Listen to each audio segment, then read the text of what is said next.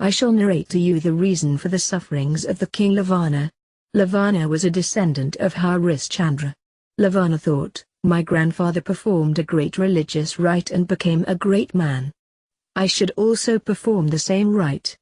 He gathered the necessary materials and the religious men and he performed the rite mentally for a whole year, while sitting in his own garden. Since he had thus successfully completed the religious rite performed mentally, he was entitled to its fruits. O Rama, thus you see that mind alone is the performer of all actions and hence it is also the experiencer of all happiness and unhappiness. Therefore, guide your mind along the path to salvation, Rama. Vasistha continued.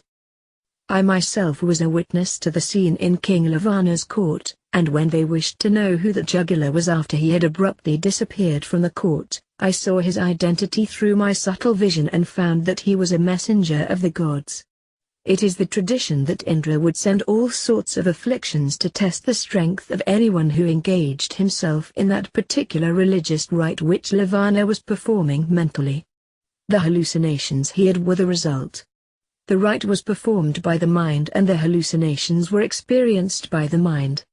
When the same mind is thoroughly purified, you will get rid of all duality and diversity which it creates.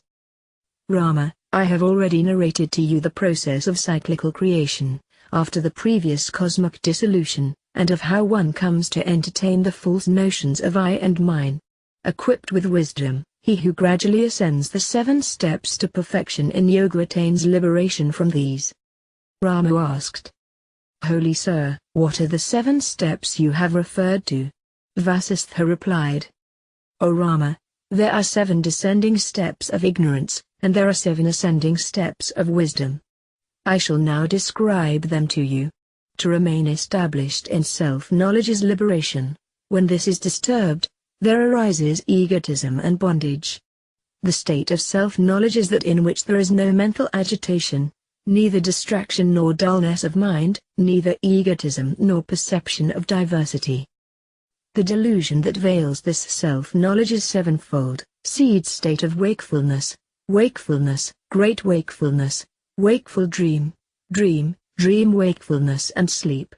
In pure consciousness when mind and jiva exist only in name it is the seed state of wakefulness. When notions of I and this arise it is known as wakefulness. When these notions get strengthened by the memory of previous incarnations, it is great wakefulness. When the mind is fully awake to its own fancies and is filled with them, it is wakeful dream. The false notions of experiences during sleep, which yet appear to be real, are dreams. In the dream wakeful state one recalls past experiences as if they are real now. When these are abandoned in favor of total inert dullness, it is sleep. These 7 have their own innumerable subdivisions. Vasistha continued. I shall now describe to you, O Rama, the 7 states or planes of wisdom. Knowing them you will not be caught in delusion. Pure wish or intention is the first, inquiry is the second, the third is when the mind becomes subtle, establishment in truth is the fourth, total freedom from attachment or bondage is the 5th, the 6th is cessation of objectivity, and the 7th is beyond all these. Why do I continue to be a fool? I shall seek holy men and scriptures. Having cultivated dispassion, such a wish is the first state. Thereupon one engages in the practice of inquiry, direct observation. With all these, there arises non-attachment, and the mind becomes subtle and transparent. This is the 3rd state. When these 3 are practiced, there arises in the seeker a natural turning away from sense pleasures and there is natural dwelling in truth. This is the 4th state. When all these are well practiced, there is total non-attachment and at the same time a conviction in the nature of truth. This is the 5th state. Then one rejoices in one's own self. The perception of duality and diversity both within oneself and outside oneself ceases, and the efforts that one made at the inspiration of others bear fruition in direct spiritual experience. After this, there is no other support, no division, no diversity, and self-knowledge is spontaneous, natural and therefore unbroken. This is the 7th, transcendental state. This is the state of one who is liberated even while living here. Beyond this is the state of one who has transcended even the body, the Triyatita. Rama, all these great ones who ascend these 7 planes of wisdom are holy men. They are liberated and they do not fall into the mire of happiness and unhappiness. They may or may not work or be active. They rejoice in the self and do not stand in need of others to make them happy. The highest state of consciousness can be attained by all, even by animals and by primitive men, by those who have a body and even by disembodied beings, for it involves only the rise of wisdom. They who have reached the highest planes of consciousness are indeed great men. They are adorable. Even an emperor is like a worthless blade of grass compared to them, for they are liberated here and now. Vasistha continued. The self ignorantly imagines an egotistic existence, even as if gold, forgetting its goldness, might think it is a ring and weep and wail, alas, I have lost my goldness. Rama asked, Holy Sir, how can this ignorance and egotism arise in the self? Vasistha said, Rama, one should ask questions concerning the reality only, not concerning the unreal. Neither goldless ringness nor limited egotism exists in truth. When the goldsmith sells the ring, he weighs out the gold, for it is gold. If one were to discuss the existence of the ringness in the ring, and the finite form in the infinite consciousness, then one has to compare it with the barren woman's son. The existence of the unreal is unreal. It arises in ignorance and vanishes when inquired into. In ignorance one sees silver in the mother of pearl, but it cannot serve as silver even for a moment. As long as the truth that it is mother of pearl is not seen, the ignorance lasts. Even as one cannot extract oil from sand, and even as one can obtain only gold from the ring, there are no two things here in this universe. The one infinite consciousness alone shines in all names and forms. Such indeed is the nature of this utter ignorance, this delusion and this world process. Without real existence there is this illusory notion of egotism. This egotism does not exist in the infinite self. In the infinite self there is no creator, no creation, no worlds, no heaven, no humans, no demons, no bodies, no elements, no time, no existence and no destruction, no you, no I, no self, no that, no truth, no falsehood, none of these, no notion of diversity, no contemplation and no enjoyment. Whatever is, and is known as the universe, is that supreme peace. There is no beginning, no middle and no end. All is all at all times, beyond the comprehension of the mind and the speech. There is no creation. The infinite has never abandoned its infinity. It has never become this.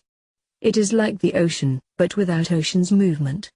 It is self-luminous like the sun, but without activity. In ignorance, the Supreme Being is viewed as the object, as the world.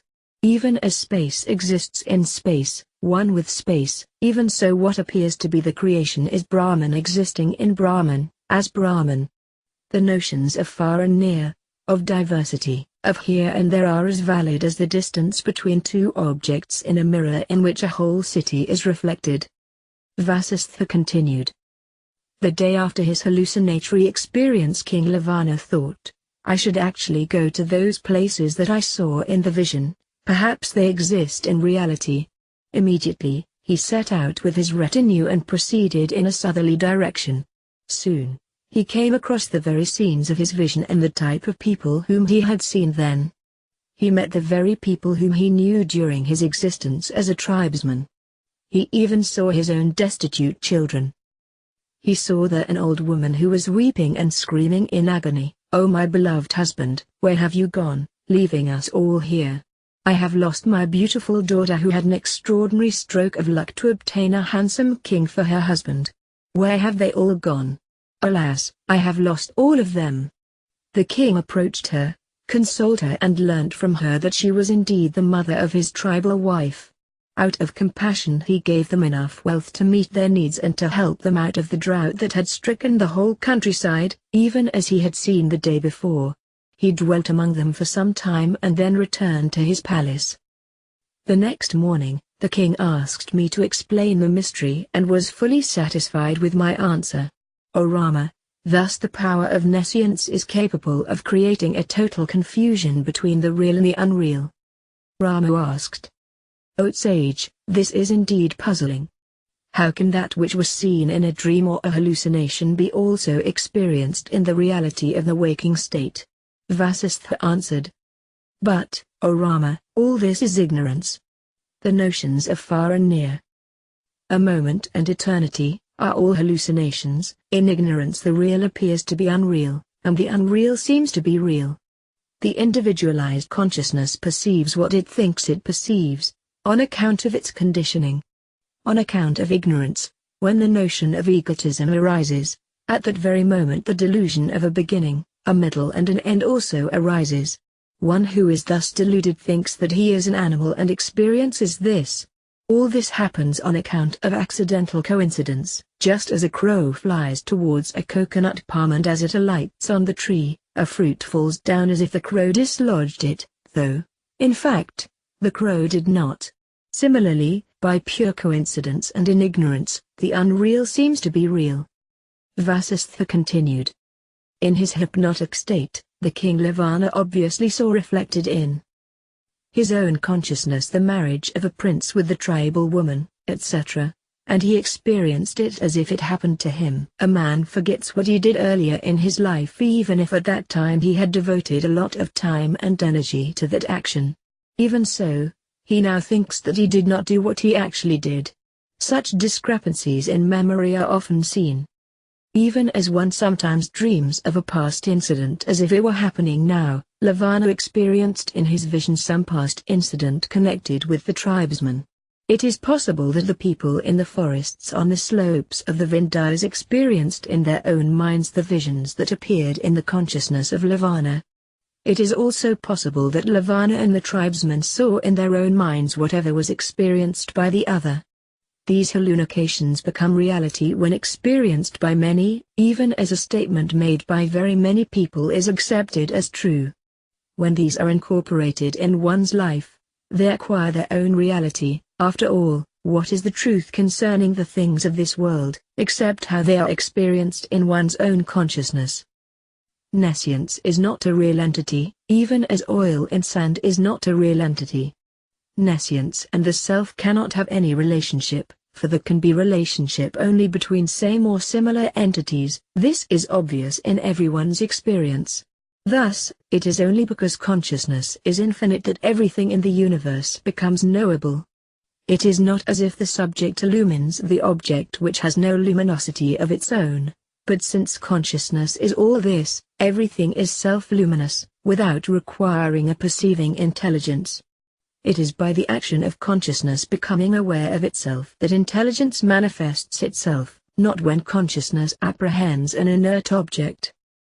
It is not correct to say that there is a mixture in this universe of the sentient and the inert, for they do not mix.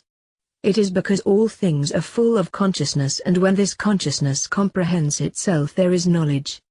One may see a relationship between a tree and a rock, though they appear to be inert, but such relationship exists in their fundamental constituents which have undergone a certain kind of change to become a tree and another to become a rock. This is also seen in the sense of taste. The taste buds in the tongue respond to the taste in the food, etc., because of their similarity and constitution. Vasistha continued. All relationship is therefore the realization of the already existing unity. It is regarded as relationship only because of the previous false and deluded assumption of a division into subject and object. In fact, there is only one all, the infinite consciousness. Therefore, O Rama, realize this universe as the infinite consciousness. It is filled with the jugglery of the power of that consciousness, yet, nothing has happened, for the full cannot be filled with more. It is filled only in the sense of a space which is filled with an imaginary city. Only when the gold is forgotten does one see a bracelet. Bracelet is an illusory appearance of gold, even so are the illusory notions of a nation or the world and also that of repeated births. When the false notion of the bracelet is rejected, the truth of the gold is realized, and when the false notion of the subject-object is rejected, there is no ignorance to create a division. Thought alone creates all these divisions and illusions. When it ceases, creation ceases, too. Then you realize that all the waves constitute one ocean, dolls are wood, pots are clay, and the three worlds are absolute Brahman. In the middle between the sight and the seen, there is a relationship which is known as the seer. When the division between the seer, the sight and the seen is abolished, that is the supreme. When the mind travels from one country to another, between them is cosmic intelligence. Be that always. Your true nature is distinct from the limited wakeful, dreaming and sleep consciousness. It is eternal, unknowable, not inert. Remain as that always. Remove dullness and be established in the truth in your heart, and then, whether you are busily engaged in activity or in contemplation, remain as that always, without cravings and hatred and without getting tangled in body consciousness. Even as you do not busy yourself with the affairs of a future village, do not get tangled with the moods of your mind, but be established in truth. Regard the mind as a foreigner or a piece of wood or stone. There is no mind in infinite consciousness. That which is done by this non-existent mind is also unreal. Be established in this realization. In fact, the mind does not exist. If it did exist, now it is dead. Yet this dead mind sees all this, which is therefore false perception. Be established firmly in this realization. He who is ruled by this mind which is totally non-existent is indeed insane and feels that a thunderbolt is descending from the moon. Therefore, reject the reality of the mind from a great distance and be ever devoted to right thinking and meditation. I have investigated the truth concerning the mind for a very long time, O Rama, and have found none, only the infinite consciousness exists. Vasistha continued. This seemingly endless stream of ignorance can be crossed over only by the constant company of the holy ones. From such company there arises wisdom concerning what is worth seeking and what is to be avoided. Then there arises the pure wish to attain liberation. This leads to serious inquiry. Then the mind becomes subtle because the inquiry thins out the mental conditioning. As a result of the rising of pure wisdom, one's consciousness moves in the reality. Then the mental conditioning vanishes and there is non-attachment. Bondage to actions and their fruit ceases. The vision is firmly established in truth and the apprehension of the unreal is weakened. Even while living and functioning in this world, he who has this unconditioned vision does what has to be done as if he is asleep, without thinking of the world and its pleasures. After some years of living like this, one is fully liberated and transcends all these states. He is liberated while living. Such a liberated sage is not elated at what he gets, nor does he grieve for what he has not. O Rama, in you also the conditioning of the mind has been weakened. Strive to know the truth. By attaining knowledge of the self, which is infinite consciousness, you will go beyond grief, delusion, birth and death, happiness and unhappiness. The self being one and undivided, you have no relatives and therefore no sorrow born of such false relationship. The self being one and undivided, there is nothing else worth attaining or desiring. This self undergoes no change and does not die. When the pot is broken, the space within it is not broken. When mental conditioning is overcome and the mind is made perfectly tranquil, the illusion that deludes the ignorant comes to an end. It is only as long as this illusion, Maya, is not clearly understood that it generates this great delusion, but once it is clearly understood, it is seen as the infinite, and it becomes the source of happiness and the realization of the absolute Brahman. It is only for the sake of scriptural instruction that one speaks of the self, Brahman, etc., but in truth one alone is. It is pure consciousness, not embodied being. It is, whether one knows or not, whether one is embodied or without a body. All the unhappiness you see in this world belongs to the body. The self which is not grasped by the senses is not touched by sorrow. In the self there is no desire, the world appears in it without any wish or intention on its part. Thus, O Rama, through my precepts the false notion of a creation and its existence has been dispelled. Your consciousness has become pure, devoid of duality.